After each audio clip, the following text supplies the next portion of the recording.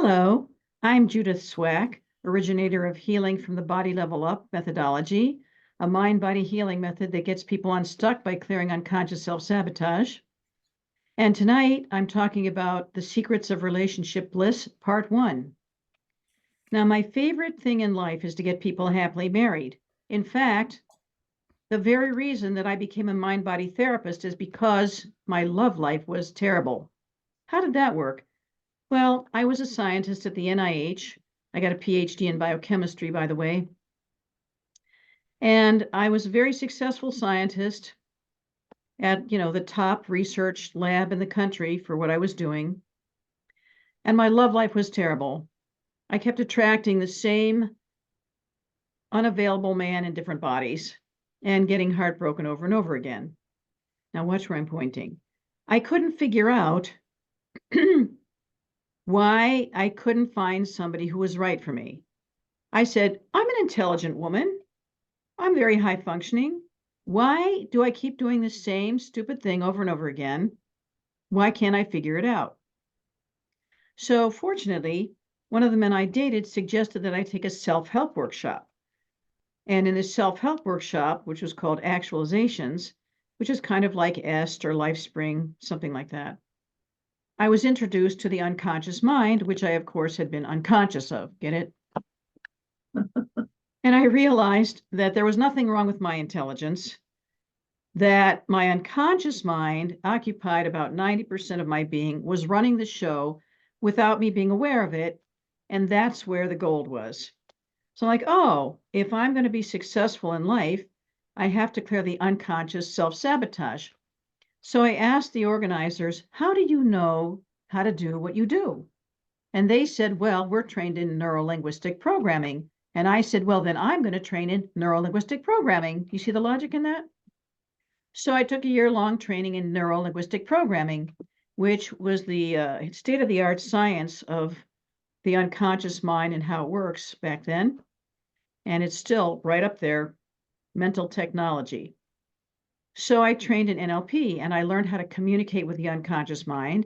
And then I learned techniques and procedures for actually releasing stuck energy, limiting beliefs, traumatic emotions, and distorted sense of reality by using NLP techniques.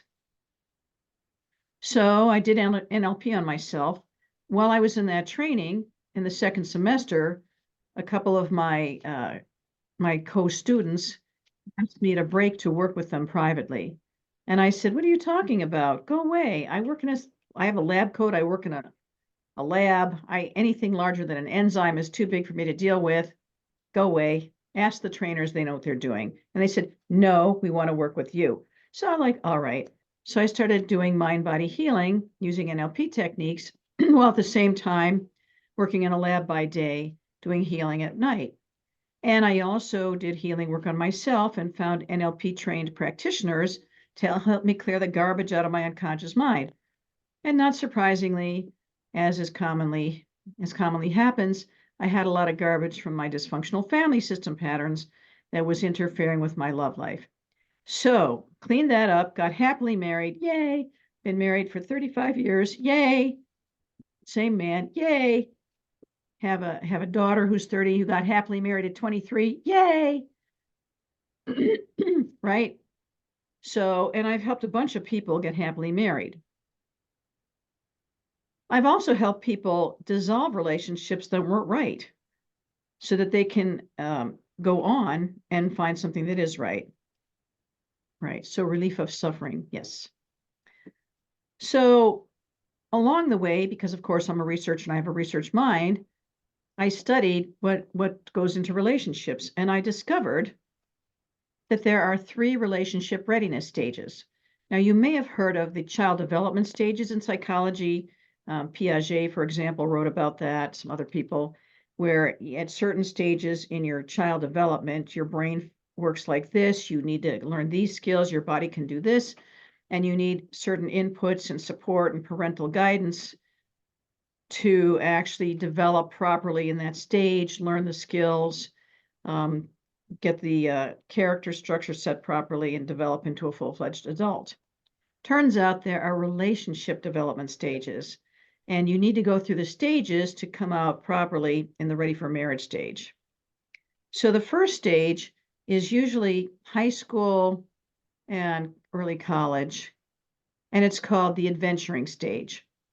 And that's where you date around a lot and you meet a lot of people and you get to know what you like, what you don't like. You have fun, you have adventures, and you learn how to communicate and how to connect with a bunch of different people. And of course, how do you pick somebody at that stage? Is he cute? Is she cute? Interesting? Exotic? Do they come from a different country? Are they a different race? What kind of culture do they come from? Let's go out. Let's do fun things together. Let's see what we have in common. Let's hang out. And let's have sex, right? That's the adventuring stage. And it's good to really, build relationship muscle through adventuring. In the old days, they used to call it sowing your wild oats, the old-fashioned saying, and then getting it out of your system. So, right. After the adventuring stage, you're usually late college, graduate school, or you're in some kind of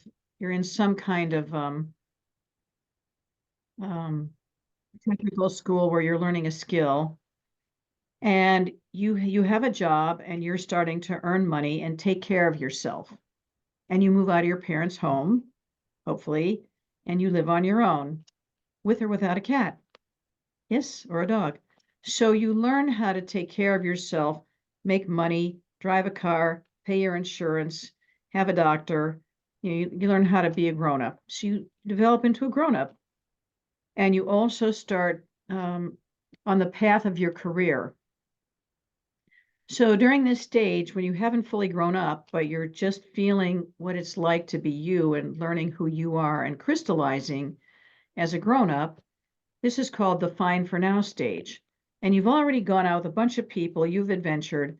So now you want to just have a steady companion, like a regular girlfriend or boyfriend that you go out with every weekend and you talk to on the phone every other day or so. And hopefully they're in the same stage. So they're also in graduate school, or they're also just in their first job. They're also learning who they are as a person. And you keep each other company and you support each other's growth. And that stage can last from 1 to 7 years. People even move in together at that stage. Eventually, you're over the 25 years old and you have had gotten your second job, and now you feel confident that you're a grown-up and you can deal with life. Why the second job? Because the first job, you think, maybe I got lucky. Maybe you got it through a professor at school. Maybe you got it through a contact in your family. But I'm just lucky. I'm just lucky because I got it through a family member. That's your first job. The second job, you've left your first job. You find your second job, and that's how you know you can do it. Okay? So, fine for now. Once you have gotten through I'm in my second job, I'm on my career path, and I know what I'm doing with my life, then you've started to, you look to settle down. I'm going to settle down now. And you think to yourself, well, what's next? I can earn a living. I can take care of my body. I can food and shelter myself. But now what's next? So typically what's next is, all right, I'd like to find somebody to settle down with, somebody to grow old with, somebody to create a long-term relationship with, somebody to share my life with, and maybe have a family. And in the adult stage, not only do you create a family and you raise your own children, but you give back to your community. You may be a part of a religious organization and you may participate in volunteer activities there, or, do volunteer work. You're set in your career, you're happy with it, or hopefully happy with it. You're making good money. You know who you are. It's important to know who you are. And you find somebody who compliments you, and you work together as a team. So in this stage, you think in terms of we. You make decisions together as a unit. So that's when you go out, and what you're looking for in that stage is somebody who you want to spend the rest of your life with, somebody who you have shared interests with, you enjoy activities, and you actually collaborate well on projects. For example, I will say to my husband, all right, I think it's time to make a plane reservation for our vacation. And he says, okay, I'll do it. Then he does it. Then he gets back to me. All right, I made the reservation. I'm like, thank you. See? Or I'll cook and he'll clean up. Or when we had a baby, I breastfed and he did the diapers. See? It's only fair. I take care of one and he takes care of the other. Teamwork. And now he works for a company and I have my own business. I'm covered under his health care. How about that? Teamwork. And we pretty much like the same TV shows, and the ones that we don't actually share, he'll watch on his other time, and I'll watch on my other time. But we basically agree on what we like as we watch TV shows. Okay.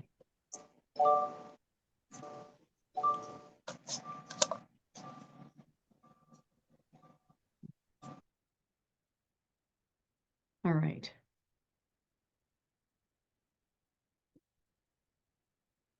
So how do you know what relationship readiness stage you're at? Well, age is a gauge, but not a guaranteed gauge. So I have a 16-year-old client who has his first girlfriend who he loves dearly. And now he's worrying that after their senior year of high school, they're going to go to different colleges and they're going to break up. And he doesn't want to hurt her feelings. And he doesn't want to break up, but he does want to break up because he wants to go to school and meet other people. And he doesn't know how to let her know. And he's like worried. And because he's thinking that they're going to get married, but I'm like, look, you're in the first developmental stage. She's your first girlfriend. You're not going to marry her. You're going to stay together. You're going to enjoy the moment. And then you're going to go off to college and find yourselves. You may get together later, but for right now, you need to go through the next developmental stage. He's like, oh, all right. I said, just enjoy the now. But people often, when they're in the fine for now stage and they move in with somebody, they mistakenly think they're in the ready for marriage stage, and they're not. And how do you know? Because how many people do you know have lived together for like 7 years? Then they finally get married. Why? Because we've been together for 7 years, so we may as well get married. Oh, really? That's the reason? They get married and it falls apart in a year. And everybody's like, how did that happen? How did they live together for 7 years, get married, and a year later it falls apart? What happened there? I'll tell you what happened there. What happened there is they were in the fine for now and they tried to run ready for marriage, and it didn't work. Because when you select somebody in the stage that you're at, you select them with the expectations of that stage. And what I found is that people, if they get together in adventuring, they do not transition together at the same time into fine for now. And people who are together in fine for now do not transition together at the same time into ready for marriage. Never seen that. So in order to transition from one stage to the next, you have to let go of that partner, go a separate way, and then continue to develop in the other stages. Now, I've had people who were in fine for now, thought they weren't ready for marriage. We did muscle testing to find out. And I told them, oh, this isn't going to work as a marriage because you're in fine for now. And you can't transition with this guy while you're in this relationship. And they cry. They're so disappointed. But I'm like, I'm going to spare you a great deal of trouble right now. What I have found is the following. Here's an example. I had a nanny. She had a high school sweetheart. He had a construction business. He had just started a construction business.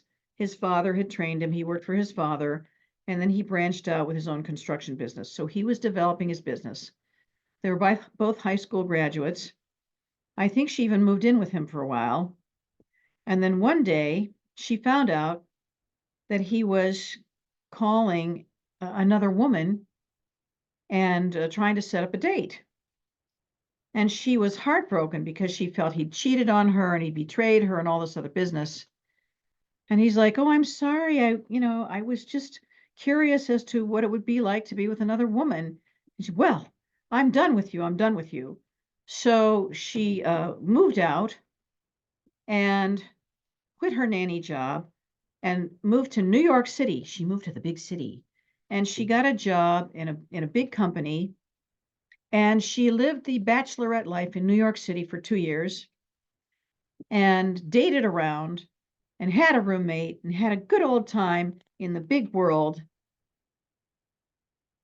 Meanwhile, he established his business.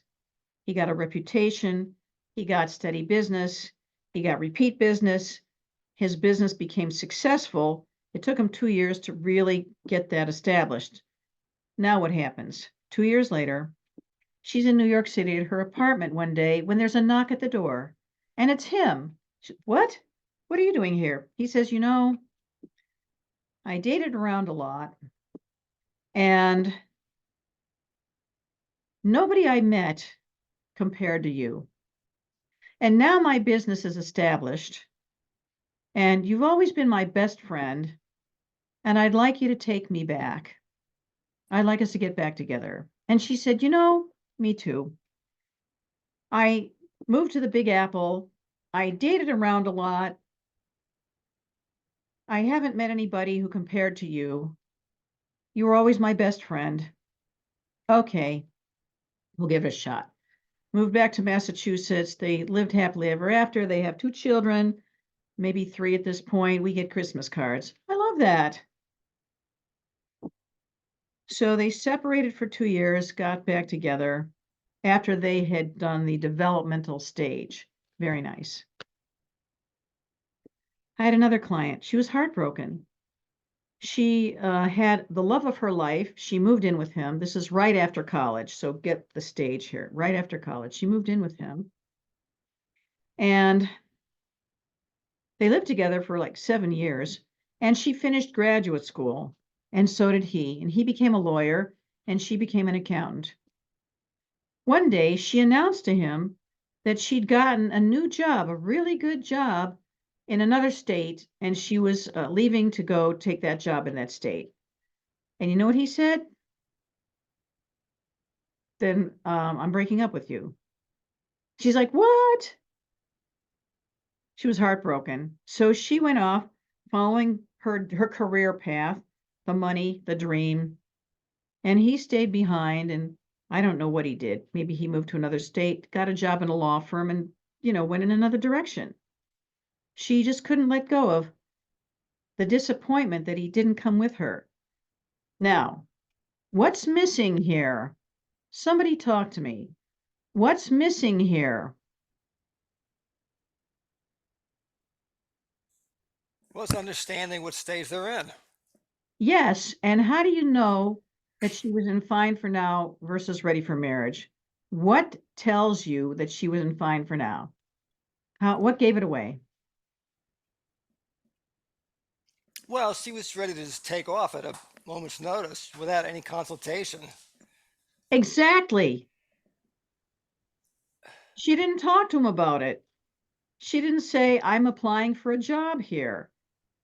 They didn't talk about what do you want to do after graduate school? There was no talk, where do you want to move? What shall we do? What shall we do? No, She up and just did it herself, went off in a direction, and then told him about it. She was in fine for now. She wasn't thinking in the marriage frame. In the marriage frame, the system is the decider. So there's a man that I admire greatly. He's one of my cousins. He's a successful marketing executive, and his wife is a teacher, and his two children were at the end of high school. And he was offered a job, a very lucrative job in another state, but he'd have to move to take it. And he turned it down. He turned it down because his wife loved her job. She was stable, esteemed, very prestigious, very high-ranking job in her industry. And her children, his children had they were a junior and senior in high school. And he didn't want to uproot them so that they'd have to start all over someplace else for their final 2 years of high school. And they talked it over, and he turned down the promotion. And he turned down this new fabulous job because it wasn't good for his family. That's a husband. That's a married man. And you know what happened to him? He got another job locally a few years later. And he stayed in that area. He still lives in that area. And his wife still teaches, and his kids have left town. But he found another job later. Wasn't terrible. So that's how you can tell.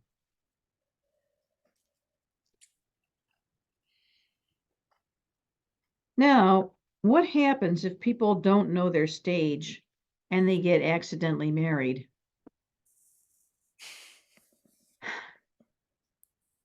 Well, they end up fighting a lot. So I had a couple. She was a nurse and he was a teacher. It was their second marriage. And he had come off of a bad divorce and they were still fighting over child custody. And she supported him through it. And finally, everything settled down. But as soon as he was through the crisis and everything was settled down, she became increasingly restless and unhappy with him. But she would complain about him, about things that weren't really terrible. So that wasn't the real issue. So we finally dug down into why they were fighting when there didn't really seem to be a terrible problem anymore. And it turns out it's because he was in the ready for marriage stage. Obviously, this is his second marriage. But she was in the adventuring stage when she met him, and she didn't know it. And when she first started dating him, he was very fun. You know, they had a lot of fun for the first few months until he had to deal with this family crisis. And why did she marry him? Because she was an Enneagram type that's the rescuer. So even though she never wanted to get married, he insisted that they get married. He wanted to get married. And she thought, I have to help him get through this trauma here. And so she married him to help him get through. And once it was done, it was like, well, I have no reason to be here, really. I accomplished my goals and now I want to move on. So fortunately, we figured it out. And once we figured it out, and they realized there wasn't anything tragically wrong with either of them, it was just a stage mismatch. Then they basically got divorced in a month. It was done. No harm, no foul, no problem, done. Now, some of you are over 25 years old, some of you are over 30, some of you are over 50, and never married, or married and divorced. And you're wondering, what stage am I in? Because age doesn't necessarily tell you. The nurse who was in the adventuring stage was over 40. Why was she still in the adventuring stage? Well, it turns out, poor thing, she had a physical injury trauma to the brain, and it caused chronic fatigue. And although she got through nursing school and was able to hold a job, she really had to drag her body out of bed every day. She could just just function because she had to. So the brain trauma prevented her maturation and development into a full-fledged internal adult. So when she came to see me, we cured her of the brain trauma, and the chronic fatigue and fibromyalgia disappeared, and she turned back on, and she was energetic and everything else. And then she was able to continue to develop emotionally and psychologically from that time on. So she was frozen in time because of trauma. Anybody ever hear of that? Of course. So a lot of times, people who are older than 25 never get past the fine for now stage, or they never get past the adventuring stage because they have some kind of block. So what kind of block prevents the development? Just like child development, trauma prevents child development. Trauma prevents relationship development. So let's say they grew up in a family where the parents weren't happy with each other and fought all the time. Now, naturally, as a child, you think, oh, that's what marriage is, because you don't have any other examples. And you dread ever having that happen to you, and you don't want to be trapped in a bad marriage where you get abused and you're unhappy. That's unconscious. That's running the unconscious mind. So the major block that I see that interferes with people getting happily married is dysfunctional family system patterns where they reproduce the parents' relationship. Now, you've heard of people who married their mother or married their father. And why do they say that? They usually say that to mean something negative. My mother is a critical, nasty bitch, and I married a man who acted just like her and treated me abusively. I married my mother, right? Or I married my father, passive aggressive, narcissistic, whatever. I married my father. How do you do that? How do you marry the negative qualities of your parents? Because your unconscious mind, remember the unconscious mind? It's a zoo. Your unconscious mind imprints that's what a relationship is. Your conscious mind might know better. You might have read many books on relationships at the conscious level, but the unconscious mind runs the show, remember? So we need to clear out the unconscious representations of relationships that are negative. So we need to erase how your parents interacted with each other. Now, a lot of times when you come from a dysfunctional family, what you think is you as a child married somebody who was representative of your parent as an adult. But it turns out, yes, that's true. You marry this relationship, but really more true is you marry your mother and your father's adult relationship with each other, and you reproduce that relationship. Not so much the child to adult part, but how they related to each other. Now, because your unconscious mind attracts what it's programmed to see and believe, I like to use the unconscious mind mechanism for good. So we go and we erase the negative representations of the internal parents and their relationship using a technique that's very easy and takes just a few minutes. I call it reparenting. We erase the negative representations. And then what we do is we replace them with positive parental qualities. So we actually put positive parents into your unconscious mind and then tell you to go marry them. How clever is that? Right? Yes, go marry this. And so we literally tune your unconscious mind to create the relationship representation that you want to manifest, and then you just go automatically attract that. How clever is that? I love that. So so that's how you do it. You have to clear what's blocking you from maturing properly into an adult so that you can attract the right relationship. By the way, people mistakenly say, "Oh, I just haven't found the right person." No. Remember, I dated a bunch of men who were basically emotionally unavailable. I dated the same man in different bodies. It's not the man, it's the pattern that you reproduce. So you're not looking for the right man, you're looking for the right relationship. Get that. And you're going to create the relationship patterns by cleaning out your unconscious mind and replacing them with something healthy. And then you automatically attract healthy people, and then you transition properly into the correct stage, and then you basically create relationships. Now, how do you know that somebody's not in the right stage? I'll have women who say, "Oh no, I'm afraid to let somebody I'm dating know that I want to get married because I'll frighten him away. He'll just run away." I'm like, no, no, no, no, no, no, no. If you're in the ready for marriage stage, really, because now that you're worried about it, I'm not too sure you are. I have to test that. But if you're really in the ready for marriage stage, you want to meet somebody who's in the ready for marriage stage. So you ask them, what are you looking for in a relationship? And you say, I'm looking to get married. And if they say, I am too, then they're in the ready for marriage stage and you develop a relationship.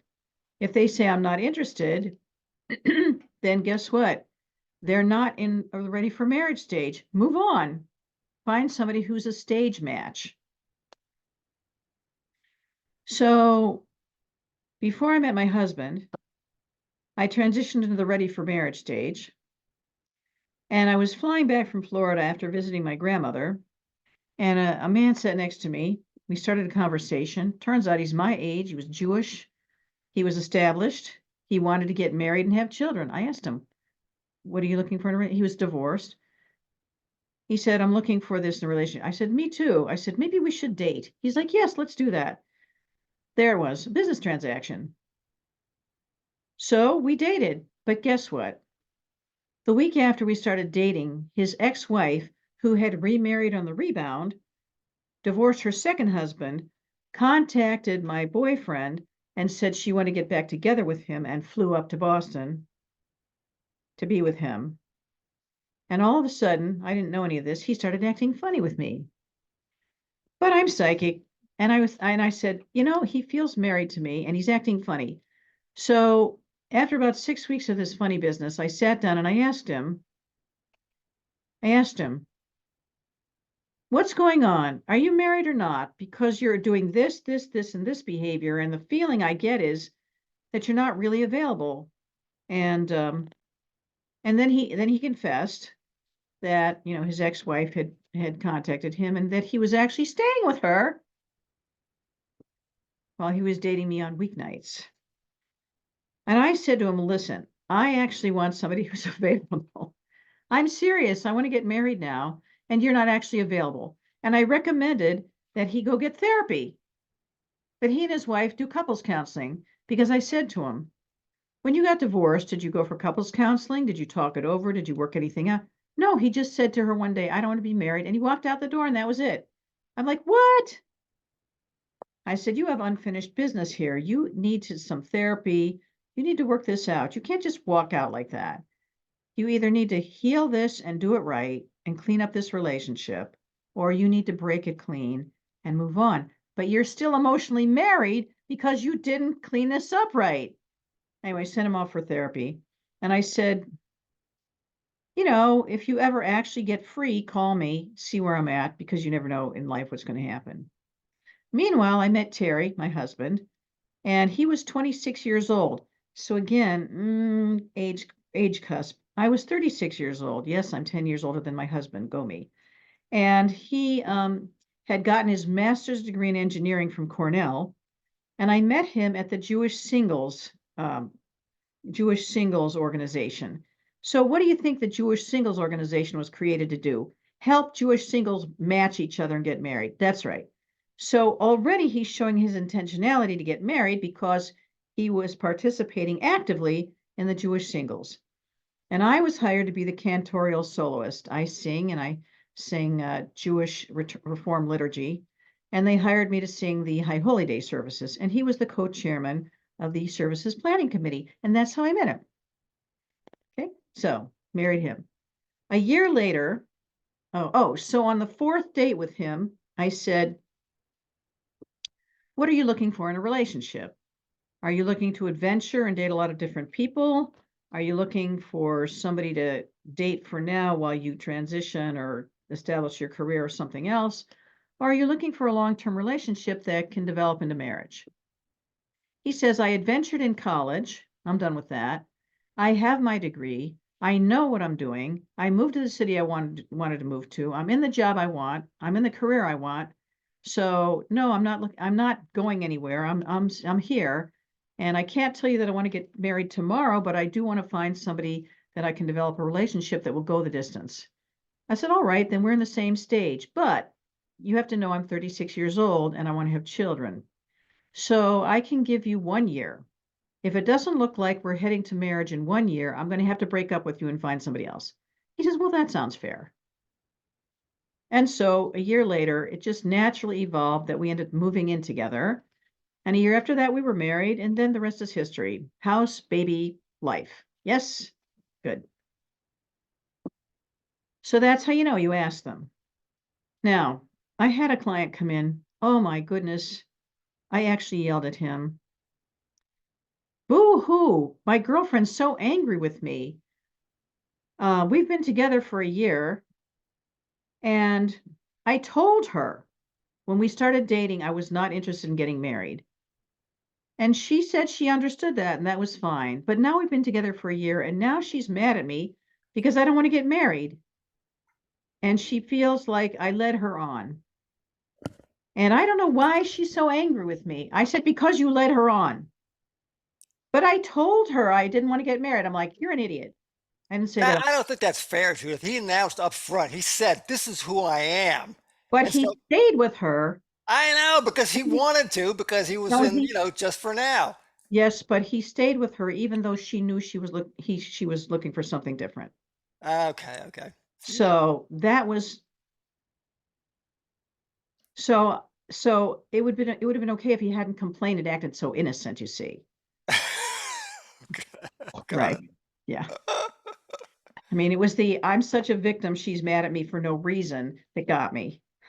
It's like, no, don't go there. it. So really, if somebody says I'm not ready for marriage and you think you are, don't go out with them. Don't lead it on. Don't lead anybody on. Know what your stage is. Now, of course, if you don't know what your stage is and you genuinely think that you want to be married, and you're actually in fine for now, or I mean, you didn't know. All right, well, eventually it'll catch up with you and then you'll just clean it up and that's that. It's fine. But now I'm teaching this to you because Hillary yelled at me and said, Judith, people need to know this, so I'm telling you now. So muscle test and find out what your relationship readiness stage is, regardless of your age and whether you've been married before or not. Find out because it's fine to have a relationship with somebody in a matching stage when you understand the expectations. And then you create that relationship in that form. And then when it's time to move on, if you're not in the ready for marriage stage, then you move on because you know that the time is up on that stage. And you're transitioning and they're not transitioning together, and so you move on. No harm, no foul, you see. Spares a lot of aggravation. See, any other examples I want to use? No, I think that's good. All right, questions? Comments?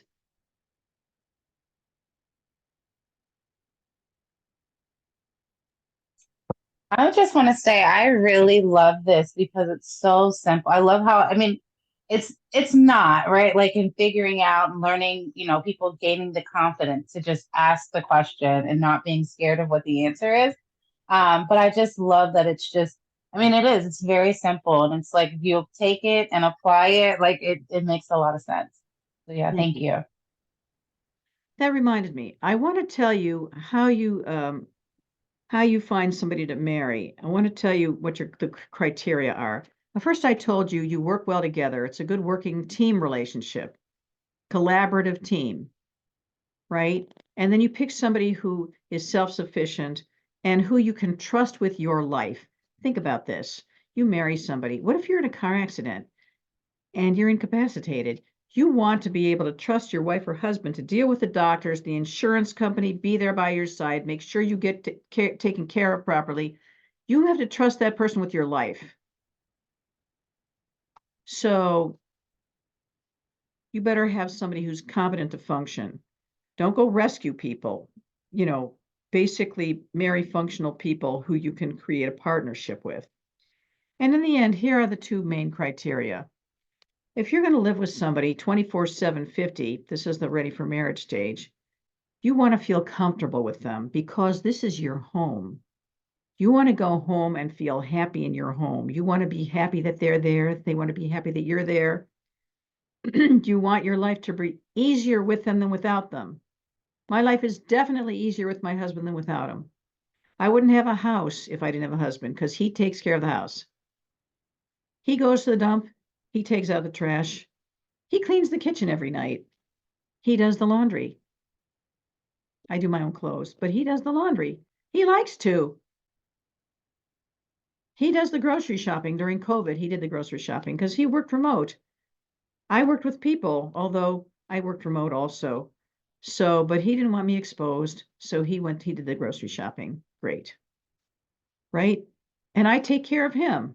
I make sure he takes his vitamins. I listen to him. I talk to him. If he needs a balance, we do HBLU on him. He treats me. I taught him HBLU. We take care of each other. Right. We visit his relatives. He visits my relatives. Yeah, it's just a pleasure to be around him.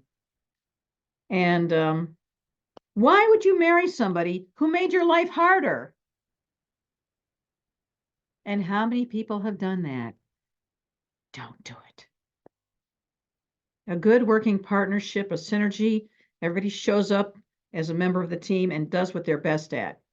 My husband is a very nice guy, nice, easygoing, even kind of guy. He's not really good with conflict. It's not his personality type. I, on the other hand, if something is a problem, I will address it and I'll be nice about it. But if it needs a little more power, I'll just go after it and be more blunt. He's more tactful and political. So if a situation needs tactful political handling, he handles it. If it needs, no, this is not going to work, we got to do this. If it needs that kind of push, I do it. One time I said to him, really, why do I have to do this all the time? He goes, because you're better at it than I am. I go, all right, that's true. So again, we do what we're best at and contribute to the whole.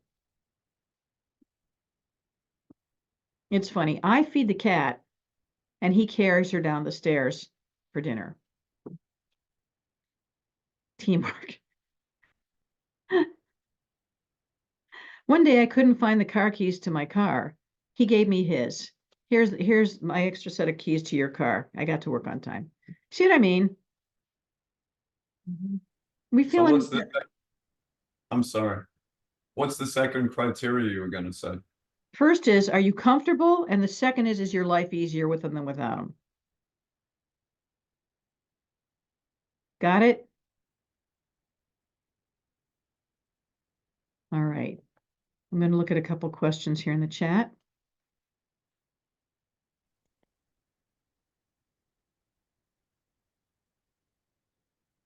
Let's see. Oh, yeah.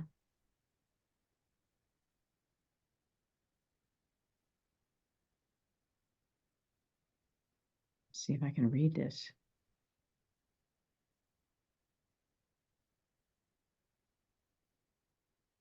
Oh, yes. So somebody said, what if a person needs to be reparented from fighting parents? Will the person stop the fighting pattern after 25 years of it? Yes, it doesn't matter how long you've had it. It disappears in minutes because you're clearing a pattern out of your unconscious mind. It's the same pattern that you drag out and repeat, but it's just one pattern. So you don't have, it doesn't matter if you've repeated the same thing 25 times, it's just one pattern. So you go and you take it out and it's gone. One session, boom, it's gone. So I want to tell you about my father. My mother died when my father was like 90. And we said, Dad, you need to get remarried because you're lonely. So we put him on JDate. That's the Jewish dating app. And he met his girlfriend, who was 89 years old, who had been divorced and then widowed from the love of her life. And she was lonely, and her granddaughter put her on JDate. And she thought she'd never find anybody else to love ever, but her granddaughter put her on JDate. So my father met her, and she said, let's not do this texting back and forth thing. We're too old for that nonsense. Let's just go out. So my dad says, okay, I'll pick you up. So he goes to pick her up and take her out to lunch. And then when he goes there, he says, you shouldn't have given me your address. You should have met me at the restaurant because I could have been a serial killer and you don't know. And, so he's already being protective of her. Isn't that sweet? So they go to lunch and he spends the entire lunchtime talking about how great he is. And she's kind of turned off to that.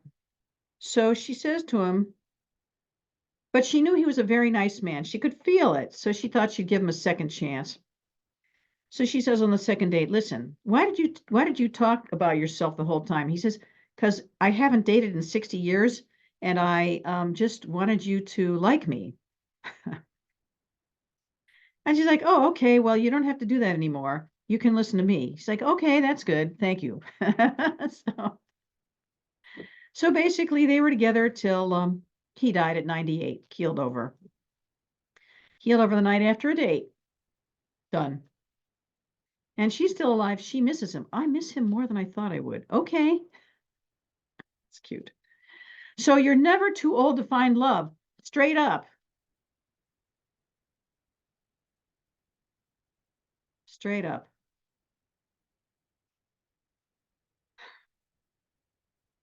And you know what?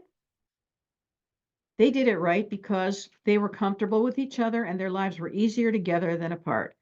Because my father and she moved into the same adult, I call it adult retirement resort, where you have your own apartment, but then they have a cafeteria, they have activities, they have buses, they have all kinds of things going on all the time. They have community, they have all kinds of people. And they moved in, they had separate apartments, one literally next to each other, the doors next to each other. So every morning she'd go and have coffee with him, then she'd go about her day. And in the evening she'd come and they'd have dinner together. And then she'd come and plop down on his couch. He'd put his arm around her and they'd watch TV because his TV was better than hers, you see. There you go. So there you have it. Their lives were easier with each other than without each other. And then he drove and they would go places. They had all kinds of adventures. They had a lot of fun. And then she was part of his family and our, we still hang out with her. So she's part of our family. So never too old, never too old. Now, reparenting, that's something that you need to do with an HBLU practitioner, somebody who's trained, like Hillary is trained, and I'm trained, and I train people, and Hillary trains people on how to do this. So you can go to my website at hblu.org, hblu.org, and it says, click here if you want to be a client, and click here if you want training. It's right at the top, and it'll take you to the training program, and we'll teach you how to do it.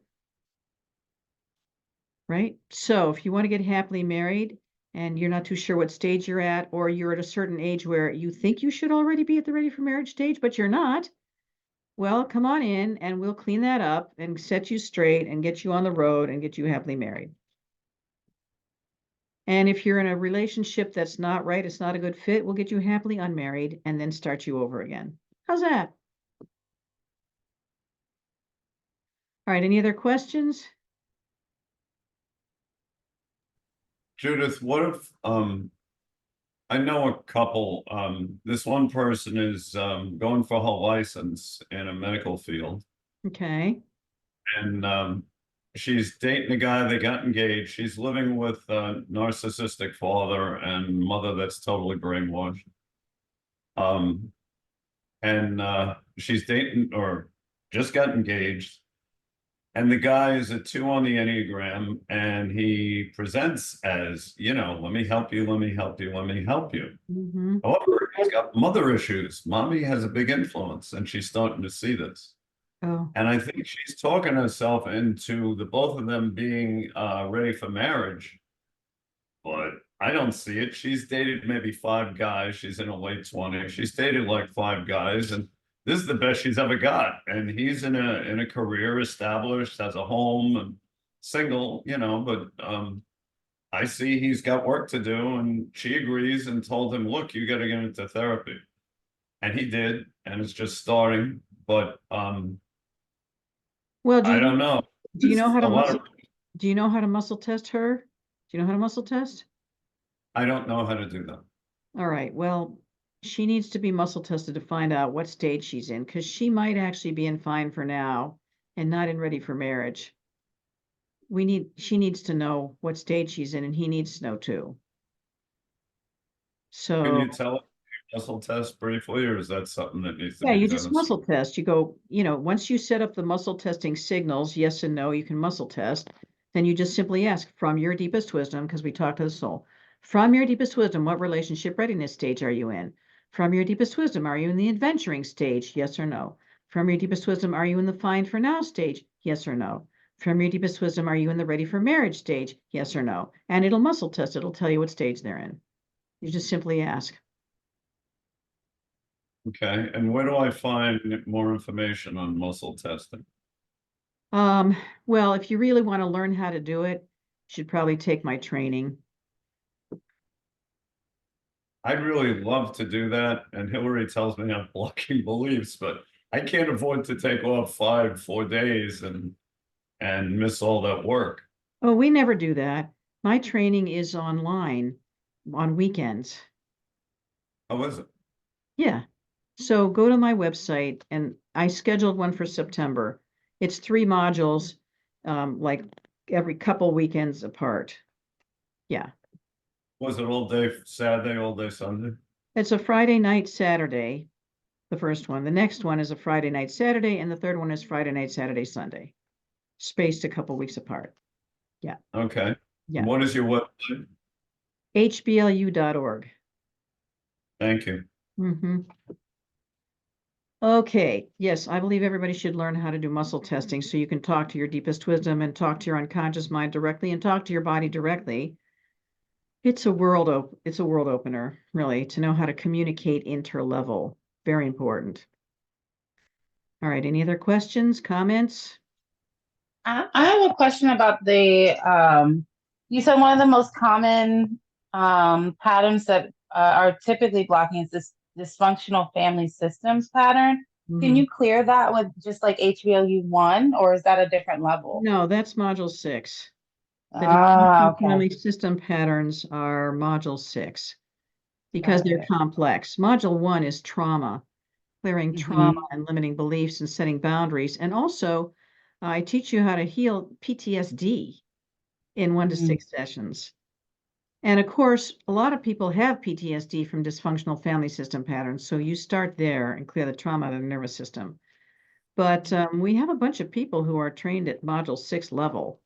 So you can refer people to that. I treat Yeah. people, obviously, I'm module 6 plus. Hillary is module 6 plus. And we have people on my website who are trained in different states and so on and so forth. You can look it up on my website. Thank you. Mhm. Trying to think if I have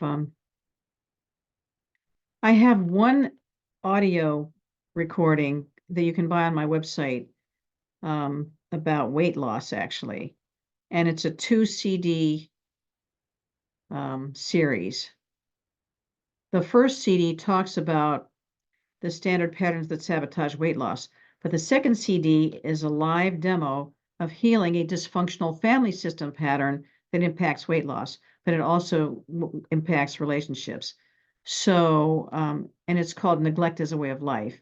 If you grow up neglected, you internalize the neglect patterns, you self-neglect, but you also can't attract somebody who will take care of you either, because in reaction, you become ferociously self-sufficient, can't let anybody take care of you. So, so that you can buy that and listen to that and get that started, because I would say probably 75% of people have that, I'm sorry to say. Right. So yeah, that makes a lot of sense. Any other questions? Yeah, I see why Hillary loves you so much. So module six is the dysfunctional family system patterns. All right. Hi, Hillary. I have a question. Can you hear me okay? Hi, Judith. Can you hear me okay? I can.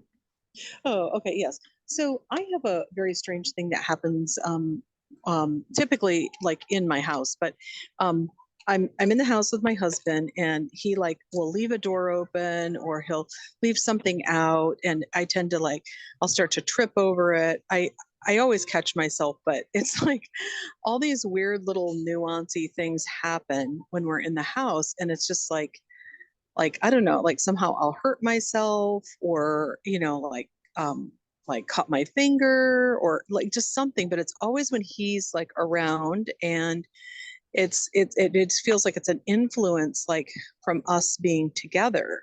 Mhm. And it's just the darndest thing. Like the other day I tripped over his feet. I didn't fall or anything, but I jammed my toes enough that all my toes turned black and blue. I mean, it's just like, like he had his feet in the pathway that I didn't think would be there. Mhm, And it was like just weird, like nuancy things like that. mhm. Can you speak to that? Yes. Here's the thing. People come together with complementary damage.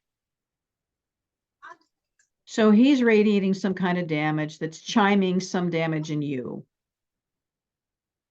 So you don't want to be vulnerable to whatever he's projecting, right? Right. So you need to set boundaries with it. So the way you set boundaries is you figure out what he's projecting. You might set 100% boundaries with my husband's energy of chaos, or energy of clutter, or energy of messiness, or something that he's radiating. Yes. Yes. Or Okay. my husband's, carelessness or obliviousness to his surroundings, or something like that. And so you focus in on why does that get to you? Like, why are you influenced by him? Because there's a hole in your boundary that his stuff is getting to. So the way you seal the holes in your boundary is you do the boundary tap. So the boundary tap is you tap on your sternum. This is and this sets the energetic boundary around you, but you have to do it by context. So figure out what it is he's radiating, then set the boundary so that it doesn't get to you, and then you'll be fine. Okay, got it? Okay, great. Thank you. And if you took in some negative energy that he's radiating into your energy field, you boundary, you seal, but you spit it back out, not towards me, not towards him. You just spit out whatever garbage you took in from him, you spit it back out, you seal and spit it out, and then you're boundaried. Okay. And that's Wonderful. true Thank for you. interactions with any situation or person or thing. You want to make sure your boundaries are sealed so that you're not unduly influenced by your environment when you don't choose to be. Okay, boundaries. Anything else? All right, that was a great question. All right, ladies and gentlemen, I am going to put together another relationship webinar, part 2, for next month. So stay tuned. right? Watch your newsletters, and thank you for joining us today. I hope this helped a lot of people. Thank you. And this will be up on my website, so you can send people to find it. Okay? All right.